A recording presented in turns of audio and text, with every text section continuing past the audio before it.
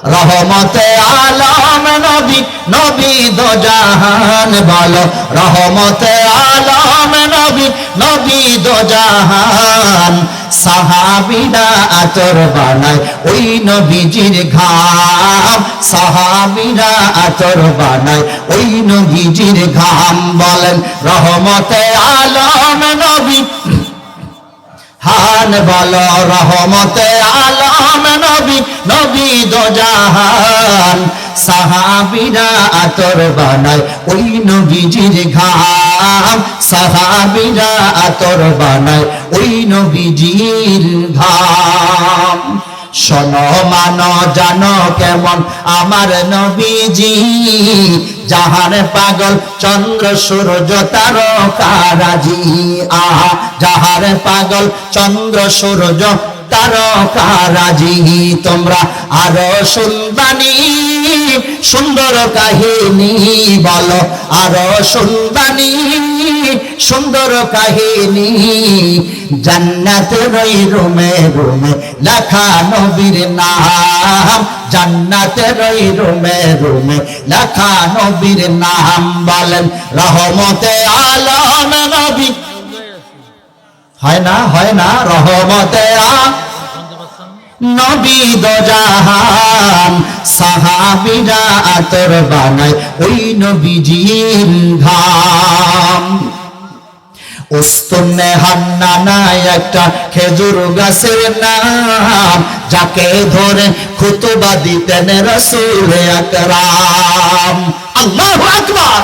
আরে উস্তুনে হান্নানায় একটা খেজুর গাছের নাম, যাকে ধরে খুতবা দিতেন রাসূল আকরাম। যাকে ধরে খুতবা দিতেন রাসূল আকরাম। গাছটা নবীর বিরাহে সদা কাঁদিতে রাহে। নবীর বিরাহে গাছ কাঁদিতে রাহে। হতভাগ হইলেন যত সাহাবায়ে কেরাম। হতভাগ হইলেন যত সাহাবায়ে কেরাম। বলো রহমতে আলম নবী, নবী দো জাহান। রহমতে আলম নবী, নবী দো জাহান। সাহাবীরা আতর বানায় ওই নবীজির ঘাম। আল্লাহু আকবার। আল্লাহর পয়গম্বর মক্কার একটা রাস্তা দিয়ে হাঁটতেছেন। আনাস ইবনে মালিককে নিয়ে রওনা দিয়ে দিলেন। লক্ষ্য করে দেখেন একজন খেজুরের বাগানওয়ালা একজন মানুষ, বাগানের খেজুরের বাগানের একজন মালিক বাগানের ভিতরে কাজ করে, পানি দেয়। আল্লাহর নবী ওই লোকটা ইহুদি। লোকটা কি? ইহুদির কাছে গিয়ে বলে ভাই আমি একজন কাজের মানুষ, কাজের জন্য বের হইছি, আপনি কি আমাকে কাজের জন্য নিবেন নাকি? ইহুদি বুঝতে পারে নাই এটা হলো রাহমাতাল লিল আলামিন, বুঝতে পারে নাই। তবে চেহারা দেখা বিশ্বাস হয় না, এমন সুন্দর চেহারাওয়ালার মানুষ কোনদিন বাগানে কাজ করতে পারেনি। বারবার জিজ্ঞেস করে আপনি কি কাজ করতে পারবেন? নবী মুহাম্মদুর রাসূলুল্লাহ বলে ভাই হ্যাঁ হ্যাঁ আমি কাজ করতে পারবো, আমার অভ্যাস আছে।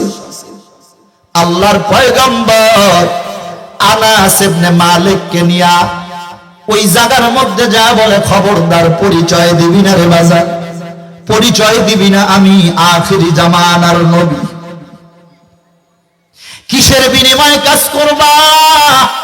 ইহুদি বলে আমার কুয়া থেকে পানি উঠায়া উঠায়া খেজুরের গাছের গোড়ায় গোড়ায় দিতে পারবেন। নবী মুহাম্মদুর রাসূলুল্লাহ সাল্লাল্লাহু আলাইহি সাল্লাম বলে হ্যাঁ আমি পারবো।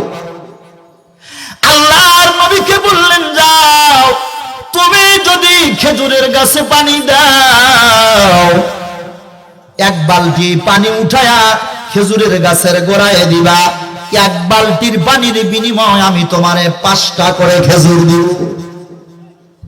কয়টা? 5টা করে খেজুর দিব। আল্লাহর পয়গম্বর সুন্দর চেহারাওয়ালার মানুষ, কুয়ার থেকে পানি উঠায়া উঠায়া খেজুর গাছের গোড়ায় গোড়ায় দেন। 5 বালতি উঠাইছেন, আল্লাহর পয়গম্বর ক্লান্ত হয়ে গেলেন। কূপের কাছে আল্লাহর নবী বসে পড়ছে। ইহুদি ভাবতেছেন কি ব্যাপার, বয়স্ক মানুষটা বুঝি দুর্বল হয়ে গেছে। আল্লাহর নবীর আয়েশা বলে, কি রে ভাই, আপনি কি ক্লান্ত হয়ে গেছেন, ক্ষুধা লাগছে? নবী বলে, হ্যাঁ, আমার শরীরটা বড় দুর্বল হয়ে গেছে। ইহুদি বলে, আমি আপনার জন্য কিছু খানার ব্যবস্থা করতেছি। এ মুসলমান, কিতাবের মধ্যে লেখা হয় ইহুদি যাইয়া 5টা খেজুর আইনা আল্লাহর নবীর হাতে দিলেন। কয়টা? 5টা খেজুর আল্লাহর নবী পাইছেন। সাহাবী আনাস ইবনে মালিক রাদিয়াল্লাহু তাআলা নবীর কাছে বসা। আহারে, ইনসাফ কেমনে হয়? আমার নবী 2.5টা খেজুর চাবায়া চাবায়া খাইলেন, আর 2.5টা আনাস ইবনে মালিকের জন্য দিয়া দিলেন, তুমি এগুলো খাও। দিলটা নরম করে দেন, নরম করে দেন। আল্লাহর পয়গম্বর 2.5টা খেজুর খায় আবার পানি উঠানো শুরু করলেন। এ মুসলমান, এইবার 6 বালতি উঠাইলেন, 7 বালতি উঠাইলেন, 8 বালতি উঠাইলেন, 9 বালতি উঠাইলেন। 10 বালতির বেলায় 10 নম্বর বালতিটা যখন উঠাইবেন, ইহুদির বালতির রশিটা ছিঁড়ে বালতিটা কূপের মধ্যে পড়িয়া গেছে। আল্লাহর নবী ওই জায়গার মধ্যে বসে পড়লেন, আহারে, আমি কি আমার কাজের ওয়াদাটা পূর্ণ করতে পারবো না? 10 বালতি পানির বেলায় বালতিটা ছিঁড়ে যখন কূপের মধ্যে পড়ে গেল, ইহুদি দৌড়াইয়া আইসা কয়, কি ব্যাপার? রাগান্বিত হয়ে গেছে। তুই মুই কথা বলা শুরু করছিস, তুই আমার বালতিটা ফালাইয়া দিছ, তুই আমার বালতিটা ফালাইছ। আল্লাহর নবী চোখের পানি ফেলা বলে, ভাই, না, আমার দোষে পড়ে নাই। বালতির রশিটা পানিতে ভিজতে ভিজতে ভিজতে ভিজতে নরম হয়ে গেছে, যার কারণে হঠাৎ করে বালতির রশিটা ছিঁড়ে পড়ে গেল। ইহুদি বলে, না, এতদিন যাবত আমি আমার বালতি দিয়া পানি উঠাই, আমার রশি ছেড়ে নাই, তোমার কাছে ছিল। নবী যখন বলে, না, আমার কোনো দোষ নাই, রশির দোষ, রশি নরম হইয়া বালতি ছিঁড়ে পড়ল। ইহুদি বুঝতে পারে নাই, সঙ্গে সঙ্গে রহমাতাল লিল আলামিনের চেহারার মধ্যে একটা থাপ্পড় লাগাইয়া দিছে। আল্লাহর নবী থাপ্পড় খায়া বসে পড়ছেন। এবার কি করবেন? কি দিয়া পানি উঠাবেন? আল্লাহর নবী বলে, ভাই, অসুবিধা নাই। সঙ্গে সঙ্গে ইহুদির হাতটা নবী নিয়া বুকের মধ্যে নিলেন, চুমা খাইলেন। আল্লাহু আকবার! চুমা খাইলেন। নবী বলল, ও ইহুদি ভাই, তুমি কি হাতের মধ্যে ব্যথা পাইছো নি? তুমি কি হাতের মধ্যে ব্যথা পাইছো? আল্লাহর নবী বলে, বালতি পড়ে গেছে, তুমি আমারে মারছো, আমার কোনো কষ্ট নাই, আমি তোমারে মাফ করে দিয়া দিলাম। এ মুসলমান, আল্লাহর নবী বলে, আমি 9 বালতি পানি উঠাইছি, প্রত্যেকটা বালতির বিনিময়ে 5টা করে খেজুর তুমি আমারে দাও, আমি এগুলো নিয়ে রওনা দেই। বিরক্ত হচ্ছেন বুঝি? ঘুমাইতেছেন? হাত দুইটা একটু জাগ্রত করে দেন, আর একটু তাকবীর দেন, নারায়ে তাকবীর। হাত নামান। আনাস ইবনে মালিক আল্লাহর নবীর গালে থাপ্পড় দিছেন। আনাস ইবনে মালিক রাগান্বিত হয়ে ইহুদিকে ধরবেন। আল্লাহর নবী বলে, সাবধান, আমি পয়গম্বরকে প্রতিশোধ নেওয়ার জন্য পাঠানো হয় নাই। এ মালিক, চুপ হয়ে যাও, খবরদার, হাত উঠাবা না। এ মুসলমান, ইহুদি 5টা করে খেজুর, 9 5 45 45টা খেজুর আল্লাহর নবী একটা কাপড়ের মধ্যে টুকলা করলেন, কাপড়ের মধ্যে গাঁথি করে আনাসকে নিয়ে রাস্তায় রওনা দেয়। পিছন দিক দিকে ইহুদি আল্লাহর নবীর যা তা করে গালিগালাজ শুরু করলো। আনাস ইবনে মালিক সহ্য করতে পারে না, নবীরে বলে, নবী আমার সহ্য হয় না, আখিরি নবীকে এমন ভাবে গালি দিবে আমি সহ্য করতে পারি না, আমি আর প্রতিশোধ নিব। আল্লাহর নবী বলে, এ আনাস খবরদার, প্রতিশোধ নেওয়া যাবে না। আনাস রাগান্বিত হয়ে বলে, পয়গম্বর আপনি যদি প্রতিশোধ নিতে না দেন তাহলে কেন গালি খান? ইহুদির বালতি আপনি উঠায়া দিয়া যান। আল্লাহু আকবার, আরো জোরে বলেন আল্লাহু আকবার। নবী বলে, আনাস তুমি কি মনে করো যে আমি উঠায়া দিয়া যাই? আনাস ইবনে মালিক বলেন, হ্যাঁ ইয়া রাসূলুল্লাহ, বালতি উঠায়া দিলেই তো গালিগালাজ বন্ধ হয়ে যায়। আল্লাহর নবী বলে, আনাস আসো।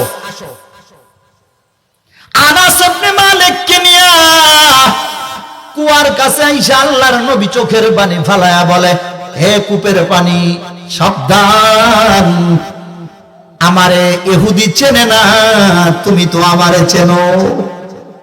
সুবহানাল্লাহ, কর না আর জোরে কর, তুমি তো আমারে চেনো।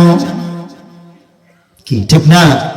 কারণ যেই নবী রাস্তা দিয়ে হেঁটে গেলে প্রচন্ড রোদ, নবীর হাতে কোনো ছাতি নাই, হাইটা গেলে আকাশের এক খণ্ড মেঘ পর্যন্ত আমার নবীর মাথার উপরে ছায়া দিত।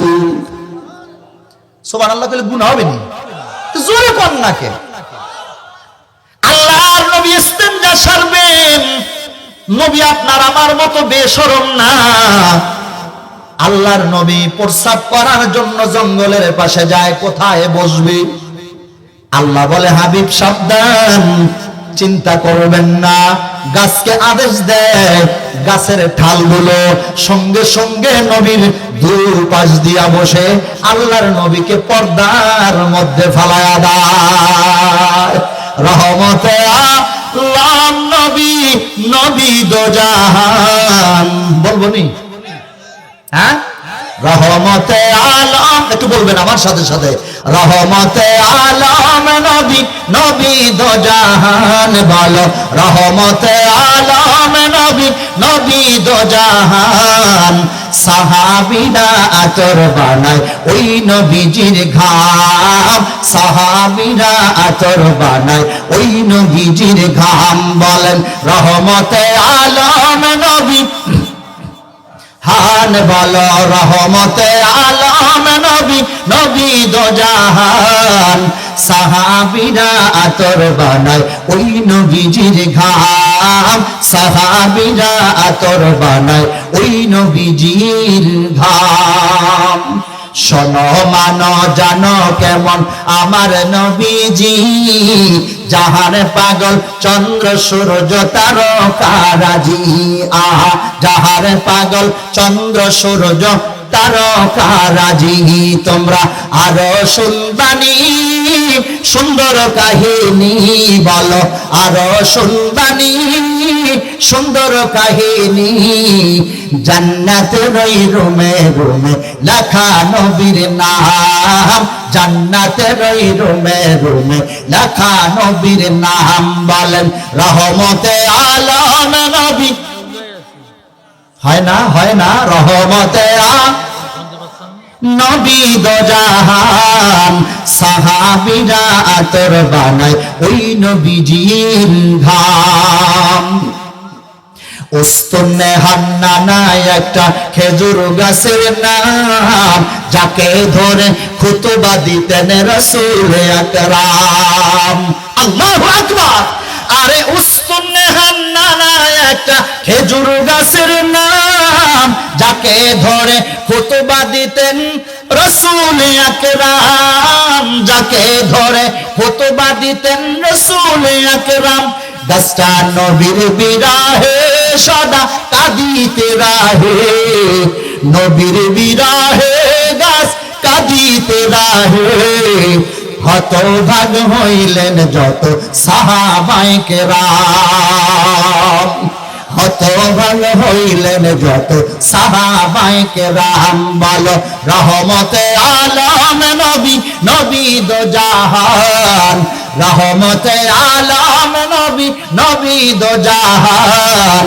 সাহাবীরা আতর বানায় ওই নবীজির ঘাম। আল্লাহু আকবার। ইহুদি আবার বলে, আল্লাহর নবী কুয়ার কাছে যায় বলে পানি। আমার ইহুদি চেনে না, তুমি তো চেনো। সাবধান, কুয়ার পানি তুমি তাড়াতাড়ি উপরে ওঠা শুরু করে দাও। কইব না, গুনাহ হইব তো। আল্লাহর নবী আদেশ দেন, কূপের পানিটা সঙ্গে সঙ্গে আল্লাহর নবীর হাত বরাবর এসে যায়। আল্লাহর পয়গম্বর বালতিটা নিয়ে সঙ্গে সঙ্গে ইহুদিরে দিয়া দিলেন। ও ইহুদি ভাই, তুমি আমারে মাফ করে দিও, তোমারে কষ্ট দিছি। আল্লাহর নবী আবার কথা বলে না। আনাস ইবনে মালিককে নিয়ে নবী রওনা দেয়। ইহুদি চিন্তা করলেন ব্যাপারটা কি, ব্যাপারটা কি? এ আবার কোন ধরনের মানুষ, যেই মানুষটার কথা কুয়ার পানি পর্যন্ত শোনে। আল্লাহু আকবার। ইহুদি দেরি করে নাই, আল্লাহর নবী চলে গেলেন ফাতেমার ঘরে। ইহুদি দৌড়াইয়া বাড়িতে চলিয়া যায়। তার বিবিরে বলে, বিবি একটা ঘটনা হয়ে গেল। কি ঘটনা? একজন মানুষকে কাজের চাকর হিসাবে নিছিলাম, বালতি ছিঁড়ে পড়ে গেল, আমি তার একটা থাপ্পড় মারলাম। সব ঘটনা খুলে বললেন। ঘটনা শুনা ইহুদির বিবি বলে, হায় হায়, কি করেছেন আপনি? বড় সর্বনাশ করেছেন, আপনি বড় সর্বনাশ করেছেন, আপনি বড় সর্বনাশ করেছেন। কেন জানেন না লোকটার চেহারাটা কেমন? বলে লোকটার চেহারাটা অনেক সুন্দর। ইহুদি মহিলা বলে, জানেন না, আমি অনেক দিন আগে তাওরাত জাবুর ইনজিলের মধ্যে আমি পাইছিলাম আখিরি জামানার পয়গম্বর যে হবে সে একদিন না একদিন আপনার বাগানে এসে কাজ করবে।